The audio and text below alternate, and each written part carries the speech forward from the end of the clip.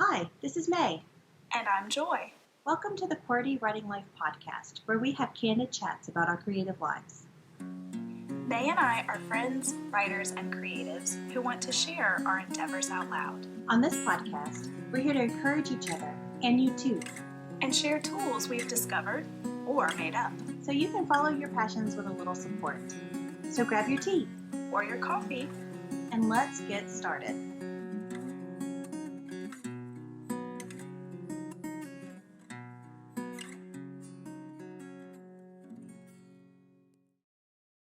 Hello, everyone. It is another week. Hello and welcome. We are so happy to be here with you and looking forward to talking about our wonderful topic, creative women, past, present, and future. But first, let's talk about our creative weeks. So Joy, what did you do today? So this week I've been focused on an online workshop. When all of the craziness of COVID started, I wanted to do something that I hoped would be beneficial. So I set up a workshop about how to write book reviews for kids and their parents to do together. And so I had a lot of fun putting everything together. I did 4 Facebook Live videos and a lot of graphics, PDFs, stuff like that went along with it, and had a few people join the group to do it, and hopefully I'll get some feedback.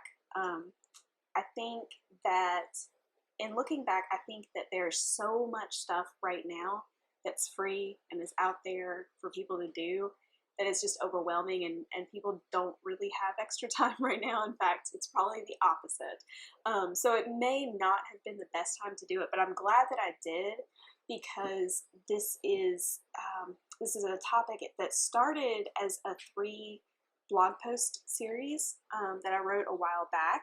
And so now I've done all the work to convert it into this workshop, which I can do in person one day if we can ever get together again.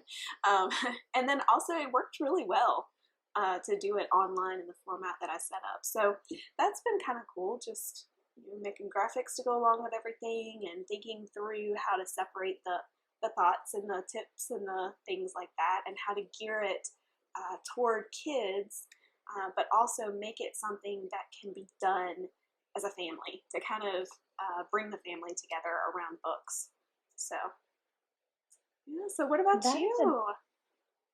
Girl, it has been chaos central over here in Smithville.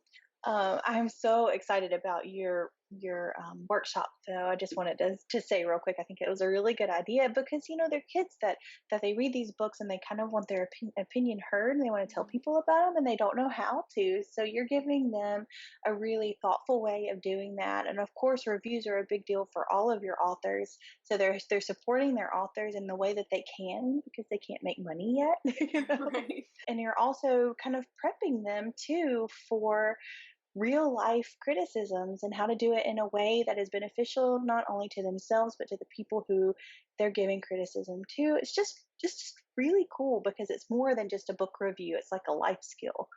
It is. Yeah, you're right. Kudos to that. Thank you. So, but yeah, we've been doing all kinds of crazy stuff. So last week was our spring break, and I wanted it to feel like spring break to our kids too, instead of some sort of like quarantine pandemic, I don't know, hothouse or something. I'm seeing flashes of like outbreak, like Dustin Hoffman in like a suit.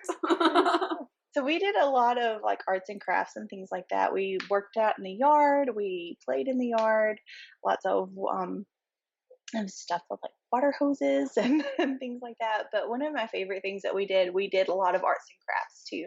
So we just kind of went up into my space. We have a little loft that nobody likes to go in, because the stairs are really far apart for some reason. When whoever built the house built the stairs really far apart. Yeah, so we went up the really wide stairs and found all different kinds of pipe cleaners. Okay. We found some pipe cleaners and some puff balls and some regular paper, and then we also found some things that we're really excited about too, about the Mo Willems lunch doodles. So my kids really love Mo Willems, and so we started doing the Mo Willems lunch doodles, which are a part of the Kennedy Center YouTube page. And so if you guys are interested in them, they're about 20 minutes or something like that, and it is so much fun. Like he like takes you into his cabinet drawers that have all of the original art of some of his books. I mean, he shows you his sketchbooks from like the original idea to what it is today inside of a book. And I didn't know that he started out as like a Sesame Street writer and animator. And so he showed us some of. I know. So so we did that, and then like my kids can draw the pigeon, and they can draw Gerald and the piggy, and oh, he did this really cool thing. It's called an animation cycle, and it's so simple and it's so cool. So you like, take a strip of paper that's maybe about 1.5 inches wide, 2 inches wide, and you fold it in half, and you draw something like with his mouth open. So like we drew the pigeon with his mouth open on the bottom part, and then on top of it, right above where the mouth is open, you close it with you draw it with his mouth closed, and then you take your pencil and you roll the top layer with his mouth closed up until it's curly, and then you put your pencil inside of the curl and move it back and forth on top of the one that's on the bottom, and it looks like the guy's talking, like the little pigeon's talking. That's so cool. It was so cute. It's so cute. So if you want to go to my Instagram page or my Facebook page, you can see that I took a video of it. My kids going, "Let me drive the bus." While it's moving. Now he didn't get it like directly on top, and so it looks a little bit different. But you could play around with that. It could be so much fun. That's so neat. I have loved watching all of your posts and everything. It's been so much fun. We've had a really good time. I've cut up like some of the egg cartons that we've had, so they're using those as like blocks, and they made a mountain with a cave with a gate, which evidently caves have gates in their mind, and that's cool too.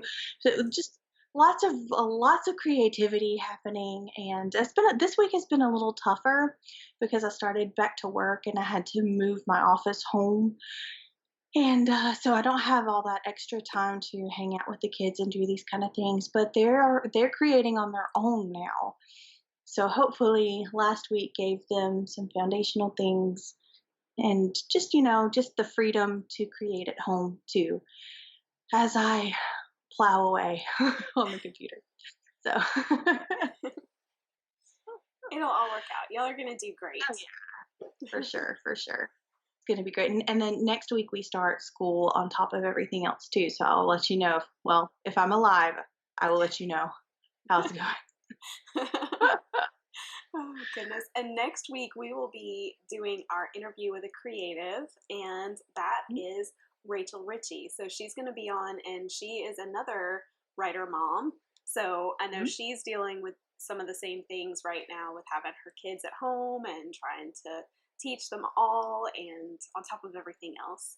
So I think we'll all probably have something to say next week about all that. It's going to be a good conversation. It is. We love her. We're looking forward to this one. Yeah, so this week's topic. So let me go ahead and introduce our topic. So we knew, this March has been Women's History Month, and we wanted to do something just to give a tribute. And so here is what we came up with. And I hope that you guys are as excited about this as we have been in preparing for it. So we believe that all women are creative in a multitude of ways. Often women have had to go to great lengths to follow their passions.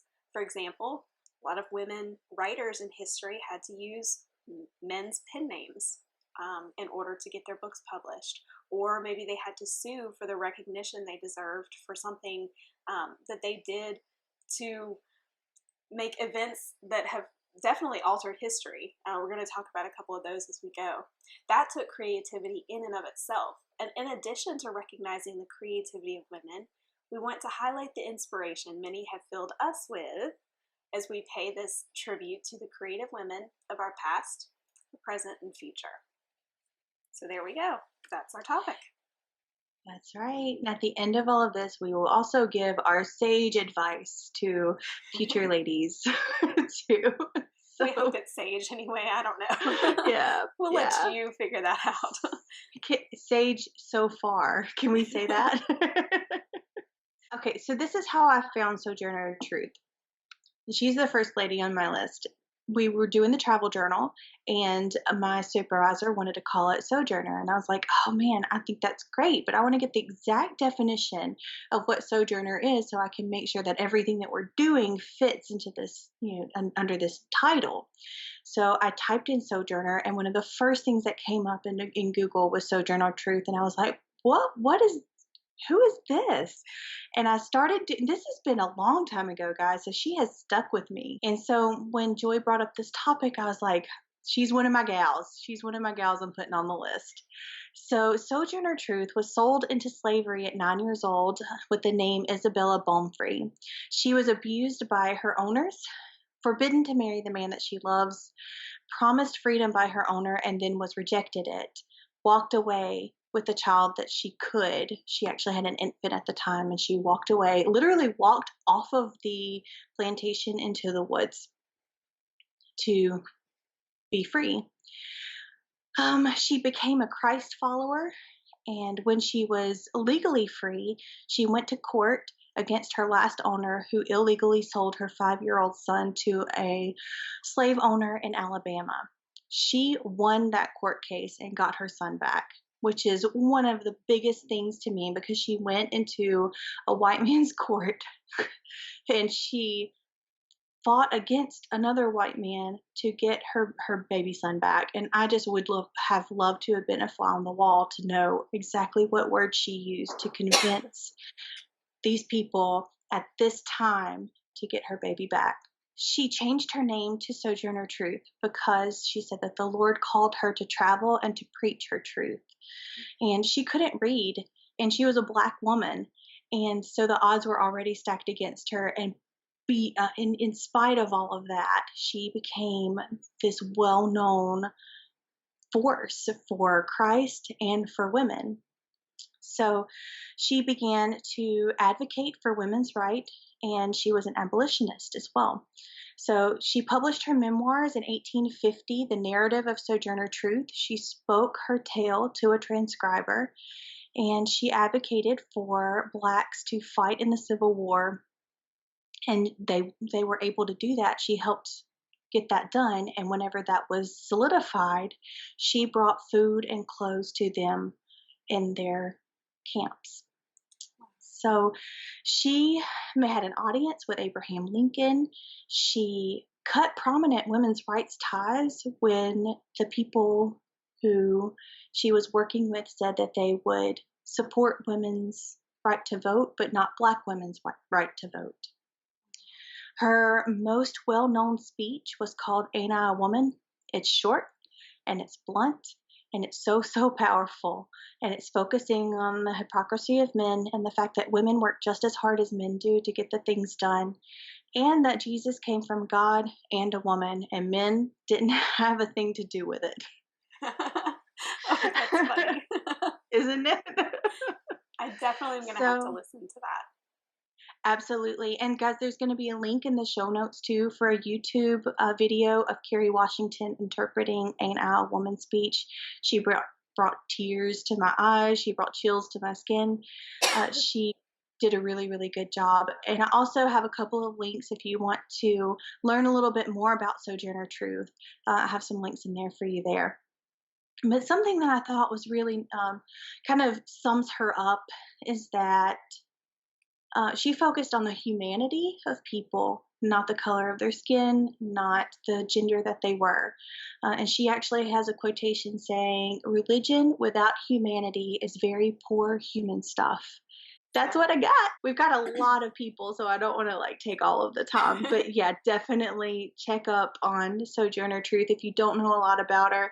I really want to read her memoir. How cool is that? She couldn't even read, and yet she wrote this book. She didn't let that stop her from doing what she wanted to do. And I think that's another amazing thing about so many of these that we're going to talk about. She found a way to do what, everything she wanted. And actually that memoir gave her the platform for the women's rights. Okay. So her women's rights came after her memoir, her speaking and that sort of thing. So she was already a traveling preacher, preaching her truth, and she said that the main thing that she talked about was her transformation, like her going from not having God to having God. Like that's what she spoke about while she was traveling and preaching. So she had garnered up enough attention as a preacher, and then she wrote her memoirs, and then that gave her more attention to become a prominent women's right and abolitionist activist. So, That's cool. yeah, just a woman who didn't know what boundaries were. And I think that that is her strength in all of this. That's so neat. So another one, and this is something that I saw on Twitter, and this is another one of our author friends. Her name is Michelle Keener, and her grandmother, she did the sweetest tribute to her grandmother on International Women's Day this past month. And so I asked Michelle if I could share this with you guys on our podcast, and she was so gracious, and she said yes. And so she said that she hopes that it's a blessing to us and to you guys. So her grandmother's name was Jo Annie Tubbs, and she passed away back in November 2000, just a few months after Michelle got married. So here is what Michelle had to say about her grandmother. My grandmother was left an orphan when her Irish immigrant mother died. She was sent to a convent school and ran away when she was 16.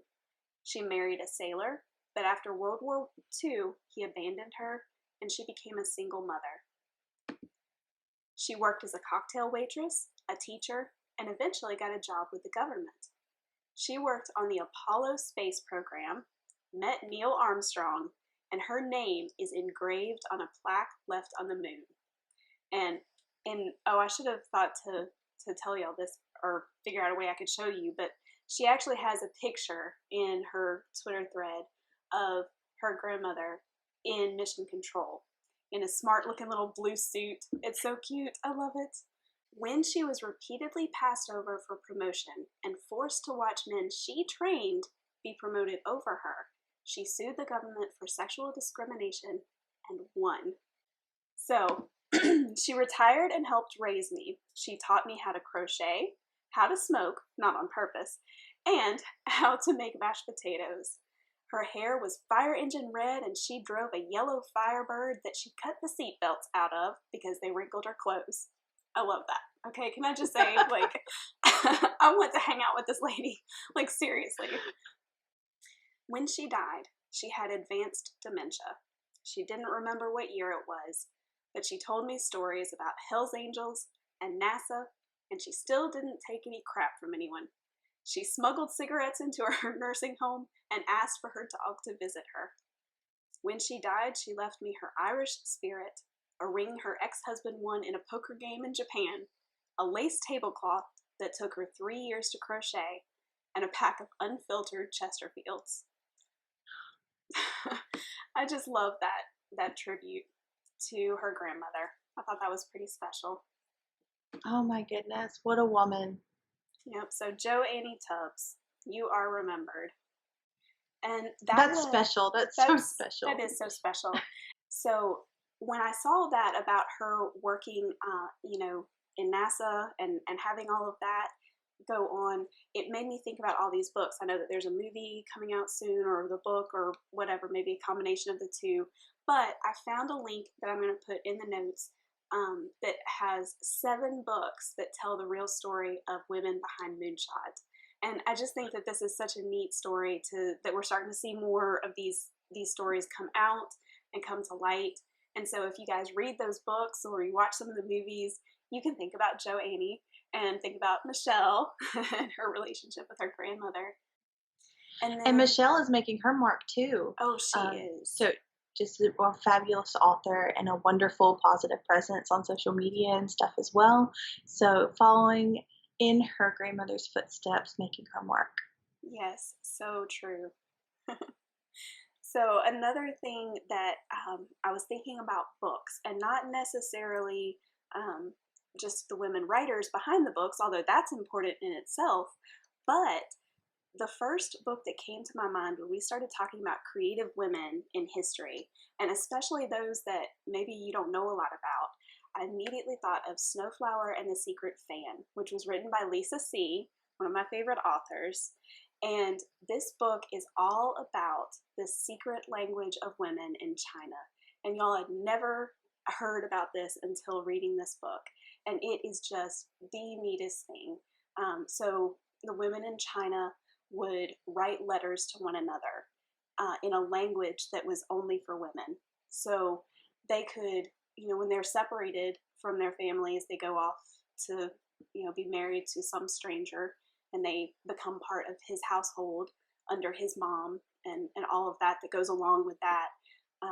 They would be able to write these letters to their friends and their cousins and their moms and their sisters and whoever. And they were able to tell truths, what was really going on with them.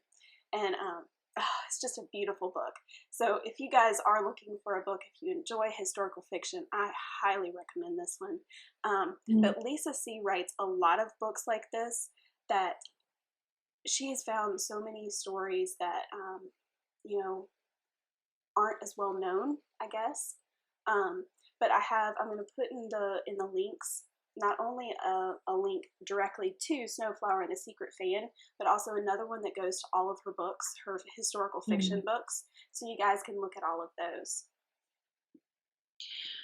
Oh, wow. That just made me think of Joy Luck Club by Amy Tan. Oh, I still haven't read that. Yeah. Oh my goodness. And that's like a generational thing. So you have I think it's 4 immigrant Chinese mothers who have had children in America. So they grew up in China. They came over here, had children in America, and they're trying to pass down their truths, how to live to their daughters, and their daughters don't understand because there's this cultural difference. And it's just brilliant. And if you don't have time to read the book, get the movie. The movie is so good too. And there is a movie for Snowflower and the Secret Fan as well. So like you said, if you don't have time to read the book or something, and it was a good movie. Okay, so my next one is Hedy Lamarr, and she is one that I found out once again. Google came to save the day because it was Hedy Lamarr was a part of the Google search. They change the art every once in a while on the Google search bar. So it was the day that she, I don't know, had invented something or something. I can't remember exactly what it was, but I clicked on it because I was like, what in the world is this? And I learned a little bit about Hedy Lamarr, who was stinking amazing. So there is a link in the show notes for the Wonder Woman project, and it is the biography of Hedy Lamarr. In 2018, they came out with a documentary called Bombshell, and you can get it on Amazon if you want to see it. But it's her story. It's Hedy Lamarr's story, and Hedy was born in Austria. Actually, she's a Jewish immigrant actress in the 1930s and 40s, and she began making pictures when she was 15 years old in Austria, and she was very beautiful, very, very beautiful. She also came to America during the war, and she started making films here. And in between takes, she would go to her trailer and invent things, which was kind of cool, right? So someone had given her this small chemistry set, and so in her trailer, she would make things, and she invented some really interesting things. So she knew that the soldiers in the war didn't have Coca-Cola. So she created this tab that fizzed up their water and made a carbonated drink so they could enjoy something that was similar to Coca-Cola. Isn't that nice? So, she also teamed up with Howard Hughes, who was also an inventor, to make airplanes go faster. And what she did was she bought a bird book and a fish book, and she found the fastest birds, she found the fastest fish, and she looked at their wings and their fins, and she helped redesign airplane wings so that they would be more aerodynamic. cool is Just that? it's so cool. So her biggest thing that she did though was she created a way for radio waves to jump frequencies so that if the enemy jams one frequency, the allies only missed a teeny tiny bit of the message rather than the whole thing. What was happening was the reinforcements for food and water and that sort of thing was not able to get to the places it needed to go because the Nazis were jamming the frequencies and they didn't know where to go. So she created this and kind of helped save the day, right? And also, that was the foundation for what we now know as Bluetooth and Wi Fi. What? Bam. I mean, really. So, this is the thing that kind of gets me though. Even when the person who was doing the documentary, even when she was interviewing people about Hedy Lamarr in 2017, it was believed that she was more likely a Nazi spy who had been given the technology from the Nazis to like implant into the Allies, like into just um, and so the Nazis were going to use that to infiltrate like messages and that sort of thing. That was more believable than the fact that she was pretty and smart at the same time. That's 2017, guys. Like, this is a time where we're supposed to be the most equal that we've ever been. And in 2017, a woman couldn't be pretty and smart at the same time. So just food for thought there. She said a couple of things. I have a couple of quotes from Hedy Lamarr. She said that analysis gave me freedom of emotion and fantastic confidence. I felt I had served my time as a puppet. So she used her beauty in order to get the things that she wanted, but she also felt like being beautiful was more like being a marionette.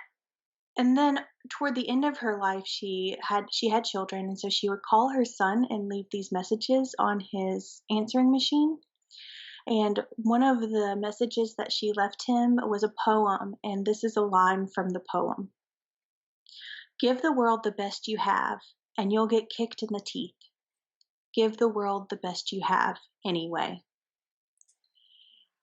I love that. And I do too. I think that just because people are mean doesn't mean that we have to give up. We should actually try harder.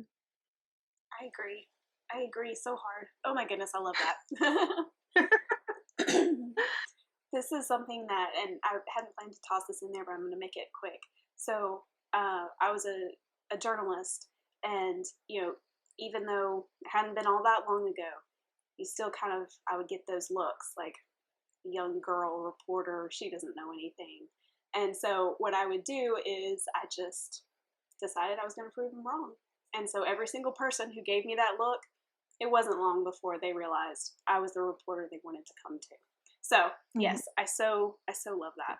So I love that you brought in the whole inventing part and everything, because my daughter recently, she's in American Heritage Girls, and they do a lot of different badge work and stuff like that. And so one of the badges that they did last semester was Women Inventors. And so each girl had to discover a woman inventor and do a presentation about her and all of this kind of stuff. And so my daughter found Margaret Maddie Knight. She was one of the first women to actually get a patent. Okay, so at that time it wasn't a big deal, or it was difficult for a woman to even get a patent on something that she had invented. And she invented the paper bag folding machine. Okay, so you know how like paper bags have the flat bottom? Okay, well, she invented the machine that like made that happen a lot easier. So there's that. And she also came up with a little some sort of a little part to add to a machine in a factory to make it safe. Because when she was 12 years old, she saw a little boy hurt very badly on one of these machines. And so she at age 12, if I read this right, she was actually 12 when she came up with the piece that made this machine more safe for the people who used it. So she also had to sue to get her patent because a man took it as his own. And so she sued and actually won. So once again, that's pretty cool. So one of my favorite quotes that we found from her was, "I'm only sorry I couldn't have had as good a chance as a boy and have been put to my trade regularly." So, she made her way and she just kept plowing through and she made so many great contributions, but she recognized, what more could I have done if I hadn't had these obstacles in the way? And I think that that was interesting. Another thing, just to throw this out there, we're going to put this link in the show notes. I discovered this as I was looking for things about who really invented the cotton gin. Okay, so there's some debate about this. And one of the people who is possibly the one who really invented it, her name is Catherine Green. All right, so there's Eli Whitney, which if you had any schooling, you had to know Eli Whitney invented the cotton machine. Like, how many tests did we have that on, right? Okay, well, could have been Catherine Green. It could also have been some slaves. So there's some debate about who it really was. And Smithsonian Institute has this PDF that is all set up for you to do a fun debate lesson. And it's geared towards 6th to 12th graders, which I know this is totally up your alley because May was like the debate champion in college. And so I just thought this was so cool. It basically just lines out how you can get a group of kids together and have them take sides and how they can have a debate. And so if you've got a bunch of teenagers around the house who are driving you nuts and you don't know what to do with them, there you go. A debate lesson. There was also a patent issue with Hedy Lamarr. She tried to patent the frequency jumping thing. And she did, actually. She went to the patent office, she signed the paperwork and everything, and it was revoked after she had been issued the patent because she was an immigrant. Oh, wow. Yeah. It's crazy. And just, it is something, isn't it? And also, I only went to Octi finals with debate, and I didn't really enjoy it. But somebody needed a partner, and I was, the linchpin. So that's what happened there. I need to get my facts straight. No, you're good. You're good. I just wanted to throw that in there. People are going to start to try to argue with me, and I'm going to be like, no. Conflict, who? That's great. So, Joy, who are some of the inspirational women that you can think of today? Okay, so we are part of Writer Moms Inc., and we may have mentioned that here before. Autumn Lindsay and Everly Reed started this fantastic group of women who are just, y'all, they're so inspirational. They just really are, because it's just a bunch of moms who love to write and they're trying to make it happen while they're also raising the little ones. And so it's a super supportive group. It's a super encouraging group, and I'm super thankful for them. So yeah, and then just other women authors who we've become friends with, some who never met in person, but we've become such good friends just through the process of being writers and learning our craft and supporting one another. Rachel and Michelle and Kelsey Atkins is another close friend of mine who I've never met, but we've chatted. We've critiqued for one another, and there's so many others. But just it's inspirational just to be surrounded by these people. And I also think what's inspirational too is that you're bound not only because you're writers and things like that, but also because you have taken a step into the unknown, like I just did like a Frozen 2 thing accidentally. Have you been watching that? Sorry, I have children. But yeah, you've taken like this first step into the unknown and have put yourself out there in a very vulnerable place. and have come back with these beautiful friendships. And I feel the same way too. Like I've met, of course, Rachel and Alexa. Oh my goodness, Oh yeah, she's a force, man. she Like is. I'm I kind of want to be her when I grow up. Like She's amazing. Alexa she's Bigwarf, who, amazing. a few weeks Yes, ago we thank were you. part of the Women in Publishing Summit, and she heads that up, and yeah, incredible. Wow. Yeah. And then just people we haven't met either. Of course, I'm going to probably say Maggie Stiefvater's name in every episode. So Mm-hmm. just get ready for it, people. That's right. This is episode 47, I think. 48. And 48, episode Yes. 48. And I probably have mentioned her name in at least 40 of them. And the eight, I was thinking it. So but she is just so inspiring, just doing her thing, finding a way. She had a corporate job when she first got out of college, and she quit it to do full time art. And she did like portrait. She did portrait drawings first, and then she sold pictures of like drawings of famous art with cat heads. Like who who does that? Like, and she made a living on it. I mean, it's just amazing. And she wrote books in between there, and then she sold books in between there, and then she revised books in between there. She had kids.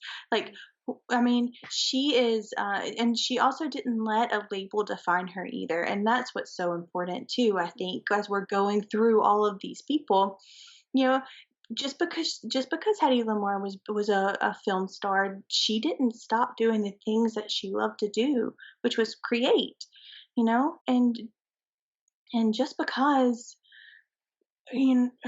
because we are who we are right now doesn't mean that we can't do the things that we want to do. And following your passion is kind of a big deal. So just, throwing that in there, ladies and gentlemen. Because Absolutely. that's beyond gender. That's beyond male or female or not. Like that's just being a human being. And I think another thing that's just so inspirational that I see so much, especially with women, I feel like it's that doing so many things, and juggling it all, but juggling it all because you don't want to let go of that passion, and I don't know. I get so inspired and just thankful when I look Yeah. around and see um, others who are making it happen. hmm Now, here's the thing, too, though.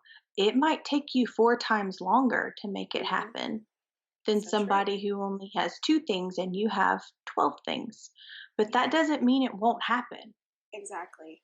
And the thing that makes it happen is the fact that you don't stop and you don't give Exactly. up. Preach, girl. There are other people too, of course, that we are not saying right now because it's supposed to only be like a 30 minute show. So, We've already gone but you way know past who you are. Oh, that. have we? Oops. Um, but we know that we love you. Yeah, of course, Joy, you're on my list. So Oh, just yes. throwing Yes, that of out there. course. I mean, I felt you're a like it was given an girl. unspoken. Yeah, it's like Exactly. unspoken. You for sure inspire me every day. Yeah. Well, thanks. You too with me. But a particular person that I would like to point out as we go through this, who has just been popping up in my week over and over again in different areas too. Like you're talking about all the balls that we juggle. She's shown up in about 4 of them.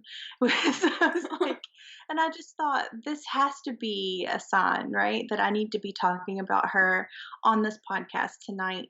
And so I don't ramble. I actually wrote something up. So I am going to talk about my grandmother, who is her name is Toshiko Pigford, and she is Japanese. I don't know if I truly understood my mamaw or grandmother, for those of you who are not fluent in Southern, until this week. All the little pieces of her, like the memories I had and the stories that I was told by my cousin Amy and other family members, they all fell together as I learned a little bit about the meaning of the Japanese word gamon. Gamon means to endure the seemingly unbearable with patience and dignity. I put a link to artist Dana Tamanacci's talk on Gamon in the show notes. It's on YouTube. It's a really easy watch. It's like 17 minutes. I think you guys will really enjoy it. It has pictures. So this was the final piece of the puzzle that I needed to help understand my grandmother. But to help you listening and watching understand, I'm going to briefly explain how Gamon was practiced in the Japanese American internment camps during World War II. As you may know, after the bombing of Pearl Harbor by Japan, Americans, government and citizens alike, were very scared. So the government gathered Japanese Americans and forced them to live in internment camps from 1942 to 1945, so about 3 years. They were not comfortable places. They were not home. The people there were expected to press pause on their life to idle until the government decided to let them go. A huge number of internees were children, and the adults in the camps were determined to help them keep their innocence as best as they could. So they organized themselves. Doctors, teachers, seamstresses, artists, dance instructors, athletes, engineers, drafters of architecture, they made a community. Dana's grandparents met in the internment camps, and one of Dana's most prized possessions is an umbrella 6 inches in diameter, made from toothpicks, a broken chopstick, and cigarette papers. It's beautiful. There's a picture of it in the YouTube video. She found a book called The Art of Gamon by Delphine Hirasana, where Dana discovered that internees planted gardens and made brooches out of seeds and shells, painted wood scraps, and made dolls and delicate miniature flower arrangements and more, all out of things that they found, trash discarded, bottles and jars all used up. These people used creativity to endure the seemingly unbearable with patience and dignity. I believe my mama did the same thing. She was not in America during World War II. She met my grandfather after graduating from a prestigious college in Japan, which was very strange because she was a woman and women in Japan did not go to college then. She worked as an English translator at a hospital, and my American soldier grandfather was there to fix the morgue refrigerator. He didn't have the proper paperwork, and Mama wouldn't let him in. Thus began the Sukasaki Shumak romance. She was disowned twice. Once when she married my grandfather, and once after the war was over and her family had a chance to invite her back in, and they didn't. Her brother did give her his first name to use as a last name, though. And yet, she was a part of the foundation of a beautiful family. When they returned to America, they came back to nothing because my grandfather's parents spent all the money he had sent home for them to live on. And yet, they built a beautiful life anyway. She found Christ. She made friends. She opened the eyes and hearts of a community as she endeared herself to them. She was a wonderful seamstress, making clothes for her 5 children, including gorgeous couture dresses for her 2 daughters. She made an Easter dress for me too, and I just remembered that. She laughs with her whole body, fully holding nothing back, and she loves with her whole soul. She took the trash, the leftovers, and made beautiful things you couldn't hold in your hands, and made beautiful things you could hold in your heart. Gamon. Amy, my cousin, told me a story this week that I think epitomizes how my mama lives her life. Every year, my grandfather would buy a cow, and at the end of the year, they would butcher it. And every year, my grandmother would cry for the cow. That is how I want to love, repetitively, without the anticipation of loss. And that is how I want to live, boldly, without the anticipation of failure. My mama is 91 years old, and she's been inhibited by a stroke for years, and is still choosing Christ and Gamon. Her art is living well, and her craft is love. Well, I'm all teary. That was beautiful. That was beautiful. I love that. Thank you for sharing that. That's special.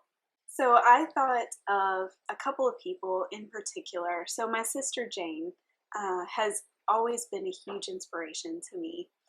She's been one of my biggest supporters, one of my biggest fans, and just such a beautiful part of my life. I'm so thankful for her and for all that she has done for me, for all that she's just been there for me through so much.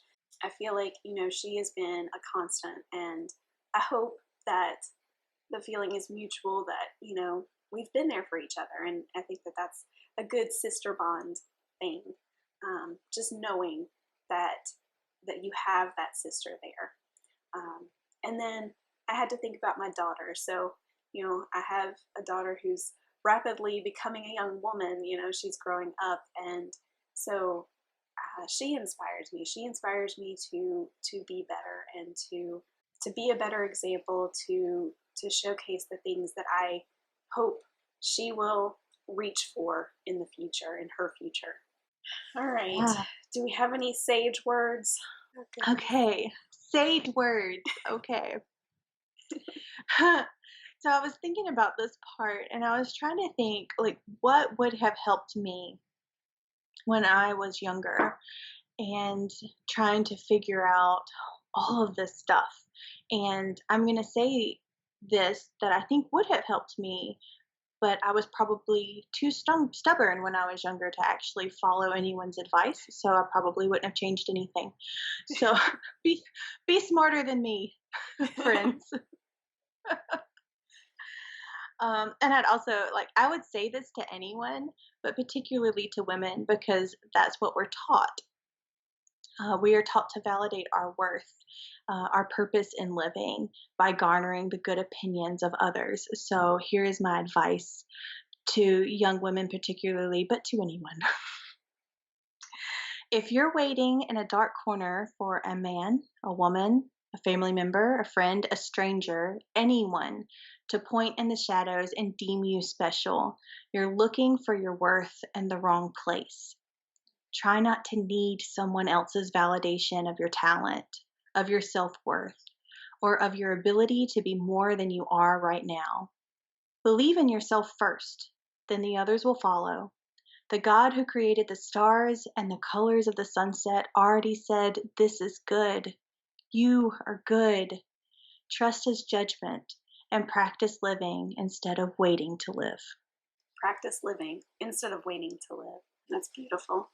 And there's also forgiveness and grace, and practicing forgiveness and grace as we continue on. We're not dead yet. So we're still kicking. So we can still do this. I mean, even if you are, in the senior area of life, if you still feel like you are in this dark corner waiting for someone to say, "You there," come forward. No, pick you, girl. You tell yourself to go forward. So, Joy, what will you tell future Joys? All right. Well, I came up with two things, and they're short and to the point, and I hope that they'll be helpful for somebody. So the first is latch on to the strengths you were born with, and don't let anyone make you feel they are a weakness. And I feel like this is something specific to women. I don't know, not necessarily. I can see this being something for everyone. I can, because we're born with certain tendencies, but we're often made to feel as if those things are a weakness, or they're not worthy, or they're not whatever, or they're not specific to your gender. Yeah, so whatever your tendencies are, whatever your strengths are, latch onto those, and don't let anybody try to take them away from you or turn them into something that they're not. So. And then the other one, and this I had my daughter in mind. So dream up your goals, baby girl, and then make them real. Make them happen. That's empowering. I like it.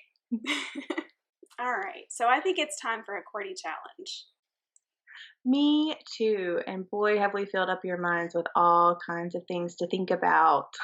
And if you would like to have a conversation with us, we would love to have you email us at editorial@logosandmythospress.com. If you want to bat some ideas back and forth, we'd love to hear about some of the people that are inspiring you today. Um, but our QWERTY challenge for you is to look through your female influences and find inspiration. You can use one of ours or you can find your own. They can be people that you know or people that you've only heard of. What do you learn from their experiences? How can you take what you've learned and make the world around you a better place? 'Cause that's really all we want to do, right? How can you encourage the inspirational women of today and inspire the women of tomorrow? That last one, that's gonna take some dwelling on, and I love that. Guys, I know that this is a longer episode, but it was a necessary one, I think, to kind of understand where we are on equality and where we need to be on equality, and the theme came up over and over again. Like I would tell this to anyone, but we're going to talk to women right now. The point is that we're all humans. We are all flesh and bone. We are all bleeding red.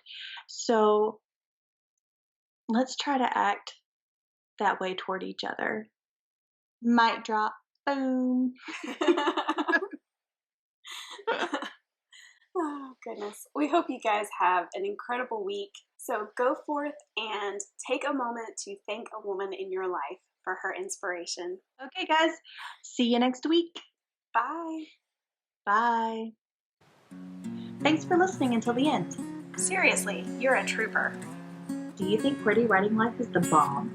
May, you just said the bomb. Don't you censor me. If you think QWERTY Writing Life rocks ice for real, oh my word, please rate, review, and share us with others. If you have questions about this week's episode or want to start a conversation, you can reach us by visiting QWERTYWritingLife.podbean.com. We'll be back next week with more candid chats for you.